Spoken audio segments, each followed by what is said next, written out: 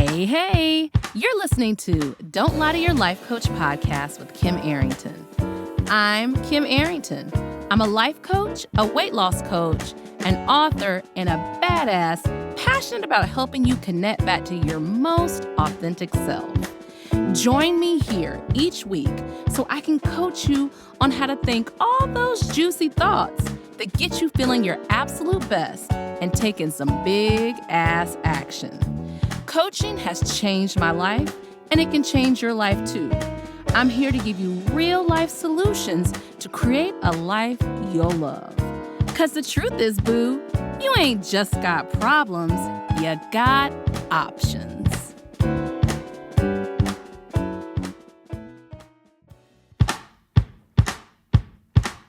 Hey, you're listening to Don't Lie to Your Life Coach podcast with Kim Arrington. I'm Kim Arrington. I'm a life coach, a weight loss coach, an author, and a badass passionate about helping you connect back to your most authentic self. Join me here each week so I can coach you on how to think all those juicy thoughts that get you feeling your absolute best and taking some big ass action. Coaching has changed my life, and it can change your life too. I'm here to give you real life solutions to create a life you'll love. Because the truth is, boo, you ain't just got problems, you got options.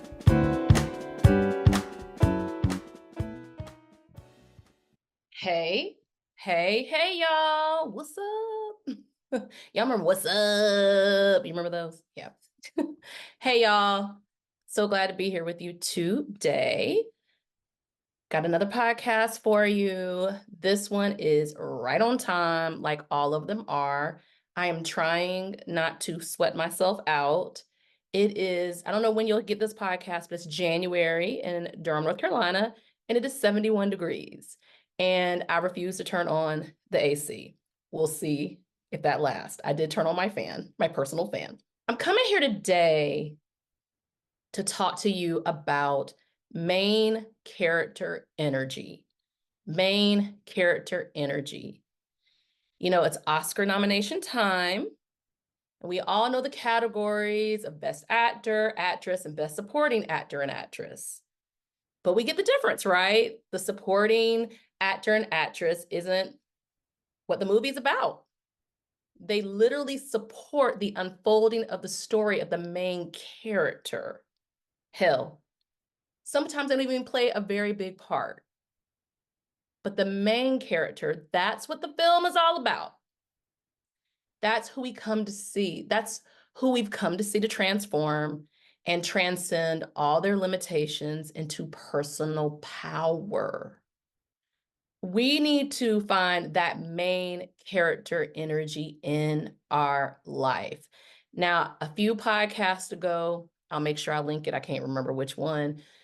We talked about Miss Seeley. And y'all got to know The Color Purple is my absolute favorite movie. She's main character. Suge is fantastic, but we get to see Miss Seeley transform. Remember, she's got the pants shop now. Malin and Still Magnolias. That's probably the movie I've seen the second number of the most times. She transforms, right? She loses Sydney. I hope y'all have seen it. I don't want to be telling the story. She loses her daughter, and she has to go on. We know the late, great Chad Boseman in Black Panther, Indiana Jones, James Bond. One of my all-time favorites, y'all know I love the 80s, is Matthew Broderick and Ferris Bueller's Day Off. The point is, the main character is the big deal. And I got to ask you, where are you showing up as the main character in your life and not the supporting character? And are you giving the supporting characters way too much access to make you feel a certain kind of way? I just recorded a podcast. How do you want to feel? So I'll make sure that I link that. Any podcast that I list, I'll link it in the show notes. You can easily go and watch that, or you can listen to it. In your life, what can you do if you need a main character energy tune-up? Y'all know you take your car in, you know you're supposed to take it in before it starts messing up, right? You get the oil change. Sometimes they change the fluids, they replace belts and all that stuff.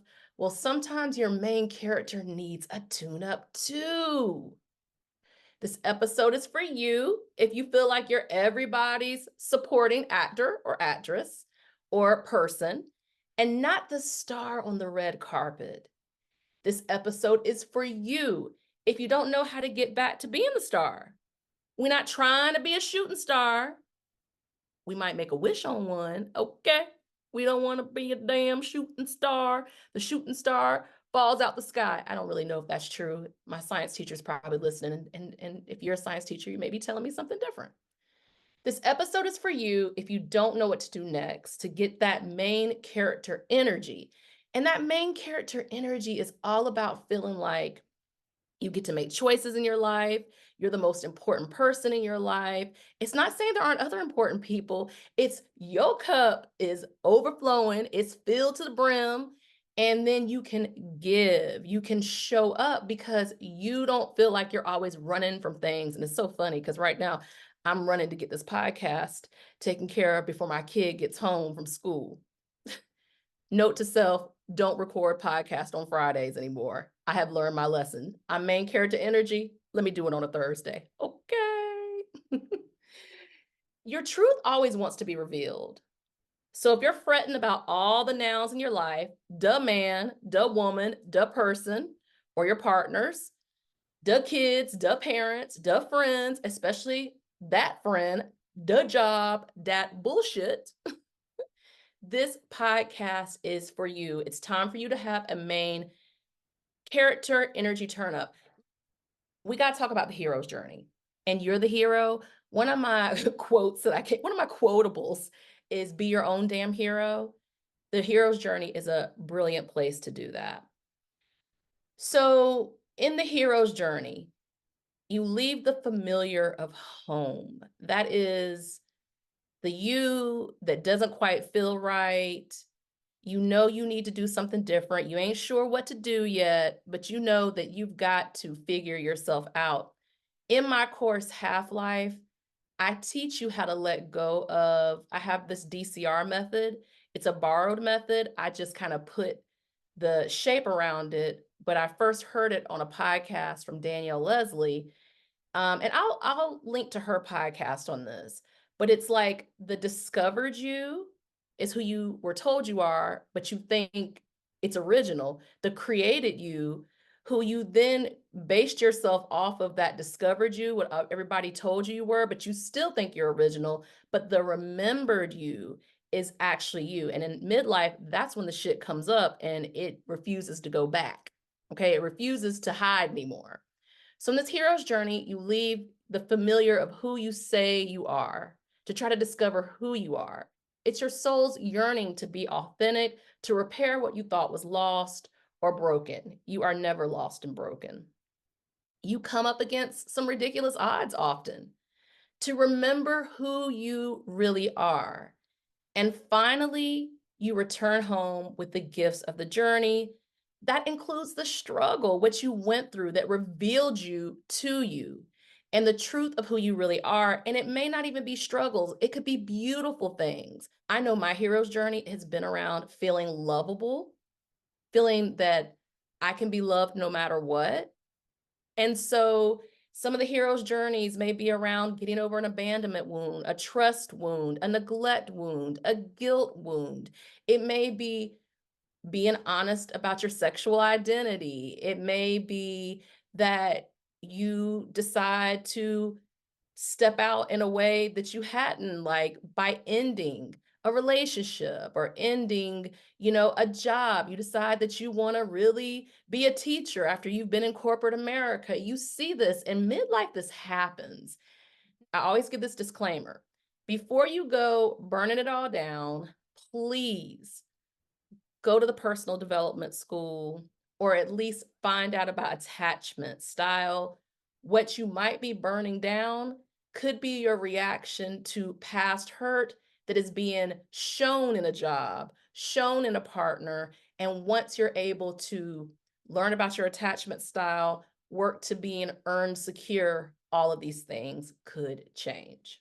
The hero's journey is a perfect place to really start thinking about what is it that I want to do different? And this illness that's come up, this financial hardship that's come up, this rift in a relationship, what is it teaching me about myself? And how can I love myself through it? How can I be loved anyway? This is why having a coach or a therapist or any of the healing helpers, a 12-step program, a clergy-based intervention, books, podcast, you name it, all of them together, a program, a course.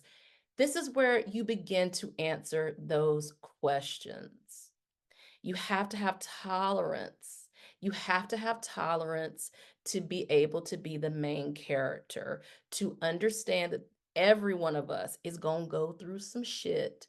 And on the other end of that shit is a you that is likely more authentic and also doesn't sweat small shit anymore. You don't sweat the small stuff anymore because you've been through enough to know what really matters. And that's the beauty of the hero's journey, because you return back home with the knowledge of who you really are. When you allow yourself to version up, remember, no process, to hell with the process. When you allow yourself to version up, you're allowing yourself to have your own extraordinary circumstances for you. You're allowing yourself to have compound interest. Compound interest. Let me tell you about this. Compound interest. Do you all know? Would you rather me give you $1 million, or would you rather have a penny that doubles every 30 days? What would you rather do? You know, it's a trick question. Choose the damn penny. Choose the damn penny. Do you all know that when a penny doubles every day for 30 days, that you end up having $5 million? Let me break it down. Day one, the penny is 1 cent. This is a perfect thing to bring up for versioning up. Day one, beginner, you're a penny. Day two, you're only 2 pennies. Day three, you're only 4 cents, right? Day 8, you're 8 cents. Go down to even day 10, you're only $5.12. But here's where it starts getting interesting. Day 12, you're $20. Day 13, you're $40. Day 16, you're $327.68. I'm not putting all the cents in. Then day 20, you're $5,242.88. Day 23, you're $41,943.04. Day 24, you're $83,886.08. But day 26, you go to $335,544.32. Boy, would my math teacher be happy. I can't even believe I'm saying it this well. Day 27, $671,088.64. But day 28, y'all, day 28, you get to $1.3 million. Day 29, you're $2,684,354.56. Day 30, you are $5,368,709.12. Choose the damn penny when it doubles. That's what versioning up is. Y'all, I have 100 podcast episodes. I've had to learn how to do it when I'm not happy. I've had to learn how to do it when I'm ecstatic. I've had to learn how to do it before I go on a vacation. I feel like I'm Cole Porter. Birds do it, bees do it. Okay, like I've had to learn how to do it in all circumstances. Someone has passed away and there's not any podcasts. I've got to learn how to do it. And I'll tell y'all, the last few weeks, the way that I've done it is I've repeated episodes. I've done mashups. Because I needed some time I needed y'all to return to some stuff that y'all needed to hear. I've needed some time to work on some projects. And so Pod Rewind was born. All right. So I want to give you all the real reason why you want to version up is it really is a way for you to accept yourself wherever you are. And when you do that, you are going to feel successful. When you make accepting yourself, no matter where you are, as your operating system, you are going to feel successful. I said before, you have to deal with adversity. So think about it like this: allowing yourself to be a beginner and then talking, and I'm going to put in my podcast. I don't remember the name of it. It's all about how you talking to yourself really matters. Allowing yourself to be a beginner and getting better, but you're talking to yourself. You're growing a tolerance to however you show up. This right here is honestly the success you're looking for. This is it. This is the success you're looking for. You are looking for something that allows you to show up how you are and to keep accepting yourself until you become the version that you want to be. And friends, this happens to me all the time. Just because I'm a life coach doesn't mean this doesn't happen to me. It absolutely happens to me all the time. I will tell you something. So here's how brains work. So I was bragging to my brain how I wasn't going to spend any money on Monday. So what do y'all think my brain did? Brought up every opportunity for me to spend money. I mean, I brought lunch. I'm working in a new space, I have a new office. I brought lunch. I brought a tea bag for tea. They have a coffee machine. And my brain was like, no, because I didn't give it a good enough reason to not do it. So here's how I could have handled it better. This is me versioning up. You know, I could have said to my brain, I'm so excited about eating my lunch and being specific. If you want to version up, you have to be specific about what is you're going to get in that version. Oh my gosh, I really love my lunch. It's so incredible. Oh, I'm going to get this amazing chai at the office. And oh, maybe I'll get one of those free drinks that they have that are down at the bottom of the fridge. And I love what I have so much. And I had cabbage and uh sausage. Oh, I love cabbage so much more than collards. And oh, the smoked sausage is so incredible. So what I needed to do was hype myself up. That's what versioning up allows you. It allows you to hype yourself up until you get to that mid range where you're going to keep doing it. And child, I had to do that with this podcast. I definitely had to do that with this podcast. Another way that I version up is every time I change a behavior, I will literally write out 15 reasons why changing that behavior matters so much. I'm replacing it, why it's so good to replace it, how it helps me. This is tricking myself as I version up to be present, to realize there's a good reason to do it. Did you all hear my example about being in the office with the food? That's the same thing. I don't want to ever rely on discipline. Discipline is going to be my last resort. I need to help my brain to understand how it's going to benefit. You need to help your brain to understand how being a beginner benefits you, how being in a pool after you haven't been in a pool for 15 years and people are swimming faster than you. This could have happened to me. Like how that benefits you, how you need to be the recipient of your own support. You have to kind of pre-program your brain. I want to thank y'all so much for rocking with me since 2022 when the podcast started. I'm not going to lie. I'm kind of surprised that this was my 100th podcast topic, but it's been such a game changer for me to be wherever I was, to know I'm going to get better, to know I'm going to keep doing it. And that's what I want for you all too. This is how I help coach people. This is what I do. I say to them, hey, this is going to get better. Be with this version of you right now. So this is something I want you to think about over the next few weeks.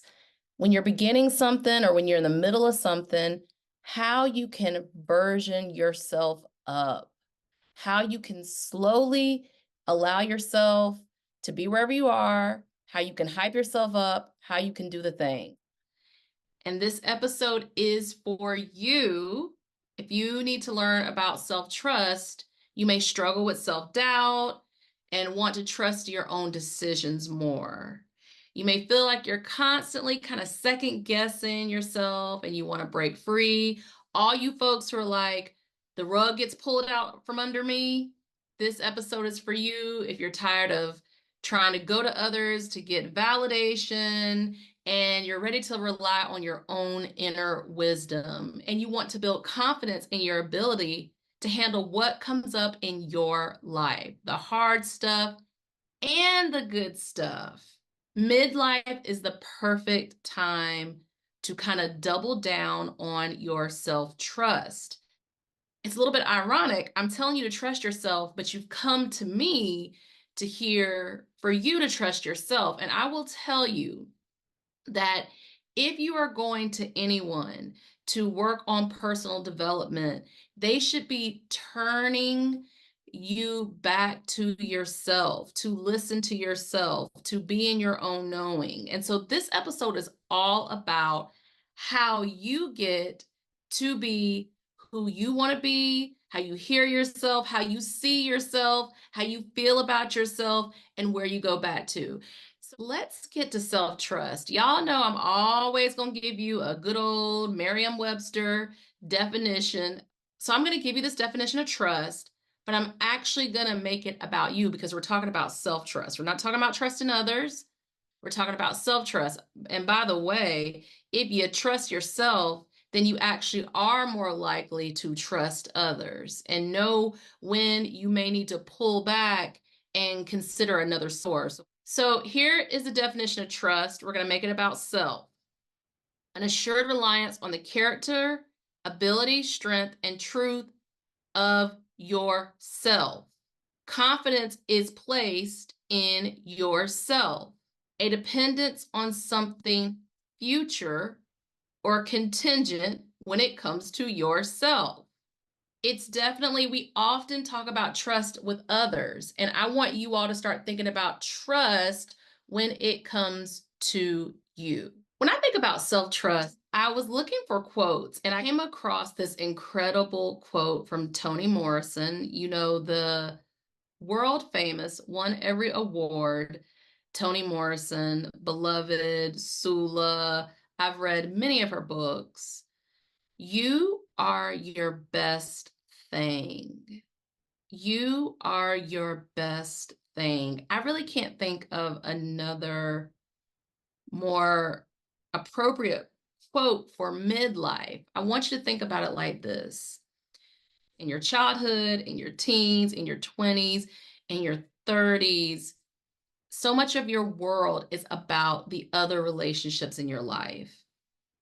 But then something happens around 35. And you all know I'm a coach, I'm a life coach for people over 40, but I start getting people coming to me in their 30s because they're starting to feel that tension between what they thought a happy life was and what it actually is. And they're realizing that part of their unhappiness is their focus on other people.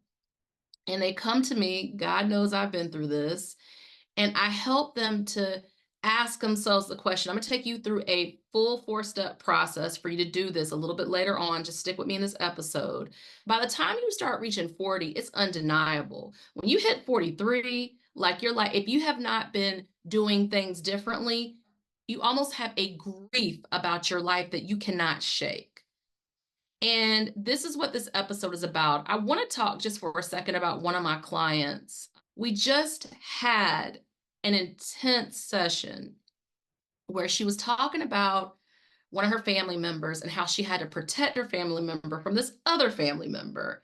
And I was like, you can't do that anymore.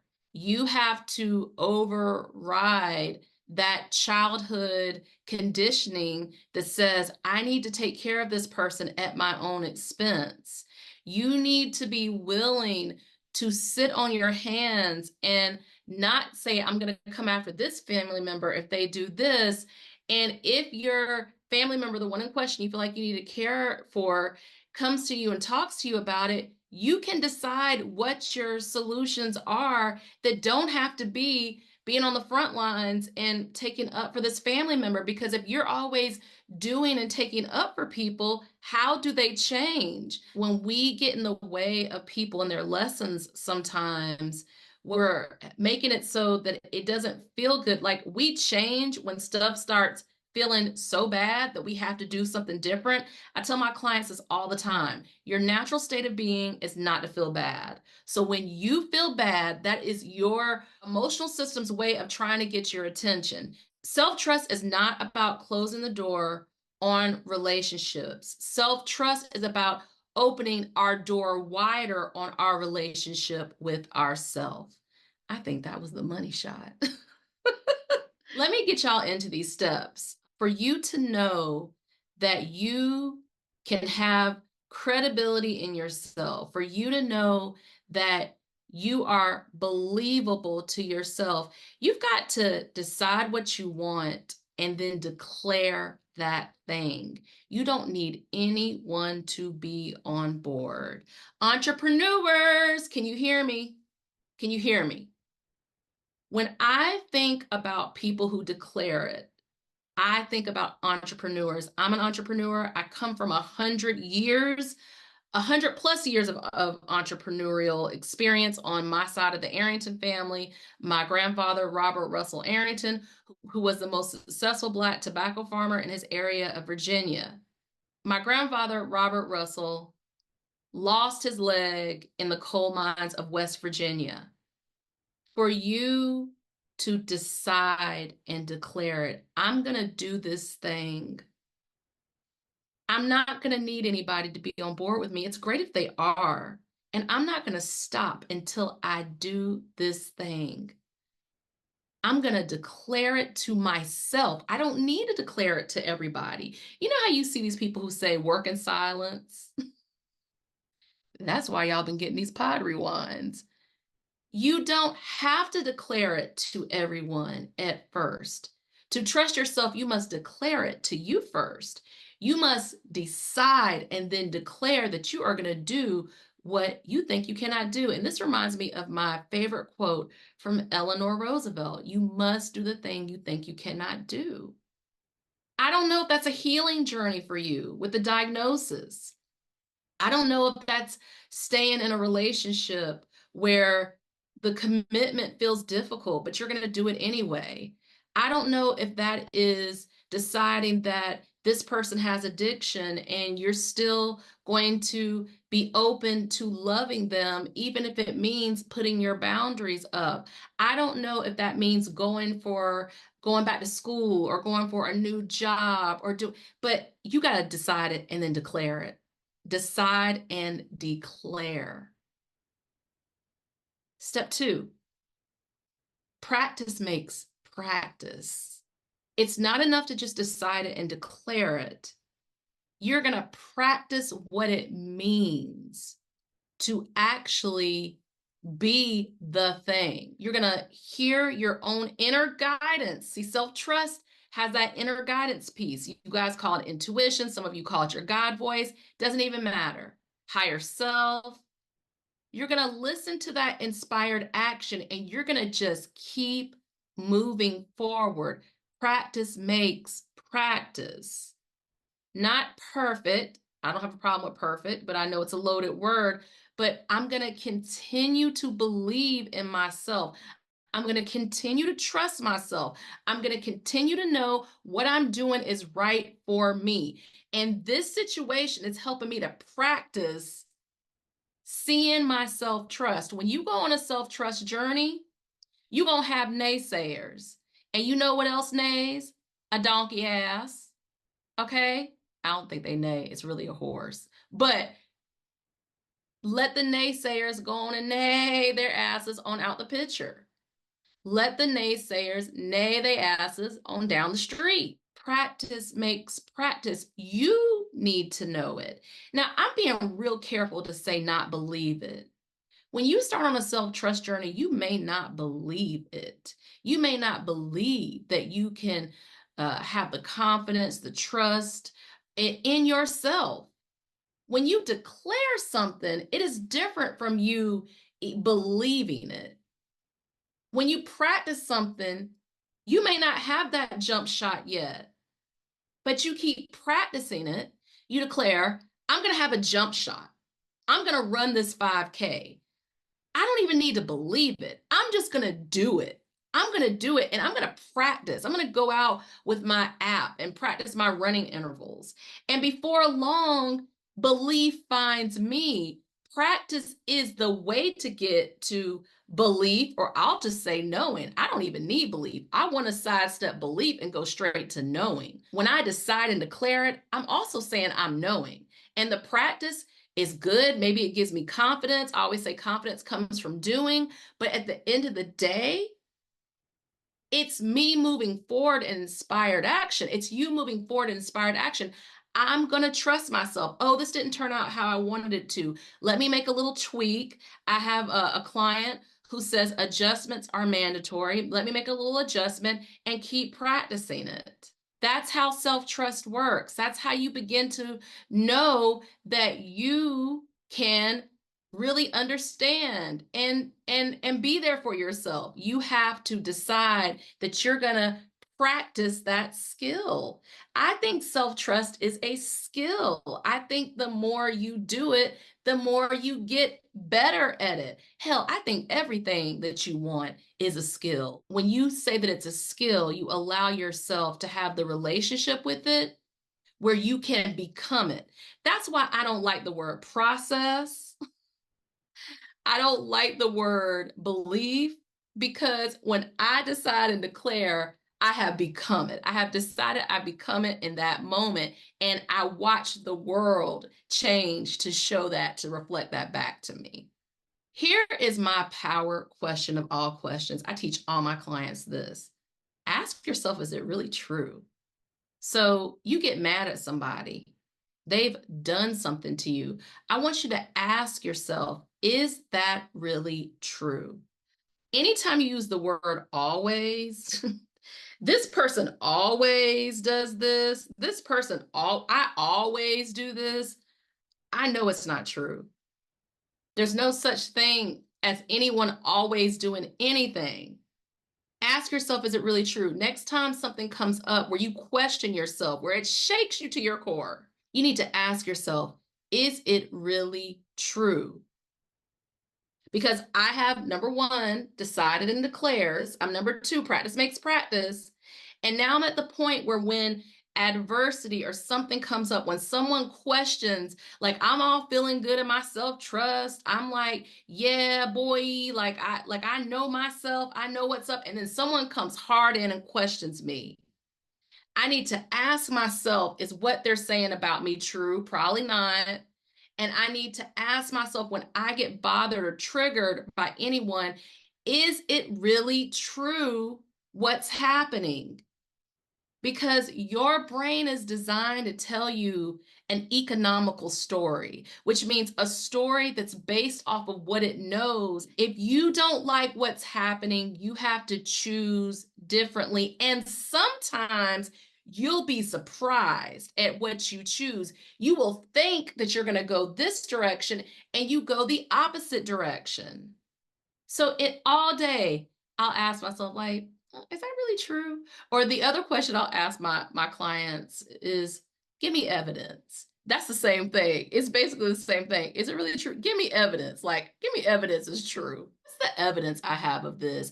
And if you are basing it off of a older version of you versus the current version of you, it ain't true. If you're basing it off of an older version of someone versus the current version of somebody, it ain't true.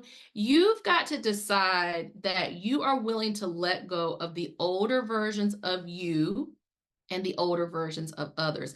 That is what self-trust is. Self-trust is the trust of self. It is pointing it back to you to figure out who you are, what you need. Like, let's do the who you are, how you are, why you are, what you are. Like that kind of where you are. Here's a fourth step.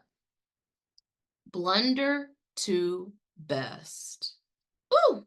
When I came up with that, I was like, girl, you brilliant. All right, blunder to best. That basically means I'm going to accept it how it comes in. I know my blunders, that kind of stepping a little too far to the right, that kind of stepping a little far to the left. I know my blunders are going to lead me to my best. What about anything? So you decided and you declared it with your self-trust, like this is what I want to do, this is who I am, this is how I'm feeling, and your practice being you when stuff comes up, and then you blunder a little bit. You're like, oh, well, this is not quite right, but it's in the right direction. I think if I just keep at it, I'll get there. That's what this requires. You are your best thing. I want you to think about this week. What would it look like for you to take a self-trust journey? Where are you on your self-trust journey? And what could you do? If you use these 4 steps that I talked about to decide and declare it, to practice makes practice, to ask yourself, is that really true? And to blunder to best, how could that help you when it comes to trusting yourself?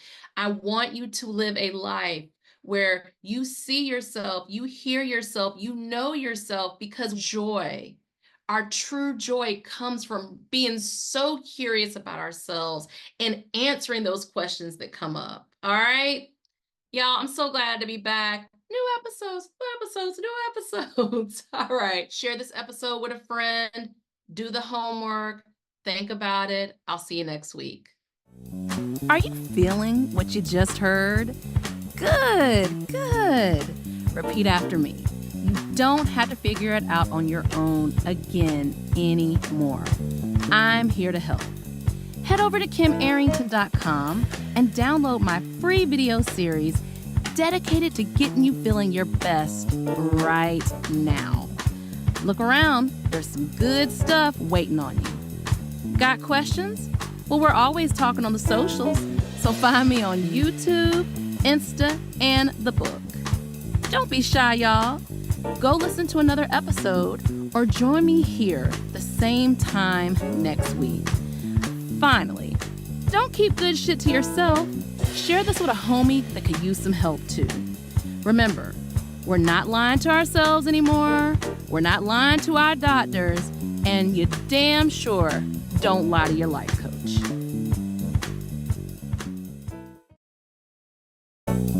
Are you feeling what you just heard? Good, good. Repeat after me. You don't have to figure it out on your own again anymore. I'm here to help. Head over to kimarrington.com and download my free video series dedicated to getting you feeling your best right now. Look around, there's some good stuff waiting on you. Got questions? Well, we're always talking on the socials, so find me on YouTube, Insta, and the book. Don't be shy, y'all. Go listen to another episode or join me here the same time next week. Finally, don't keep good shit to yourself. Share this with a homie that could use some help too.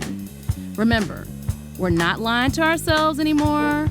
We're not lying to our doctors, and you damn sure don't lie to your life coach.